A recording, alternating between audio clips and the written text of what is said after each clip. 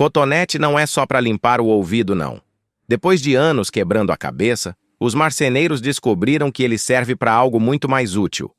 Resolver aquele probleminha chato que ninguém sabia como ajeitar. A solução? Tava ali, no mesmo cotonete que você usa para limpar a cera do ouvido. Hoje você vai ver como essa gambiarra simples, que levou uma eternidade para ser descoberta, vai facilitar sua vida na marcenaria.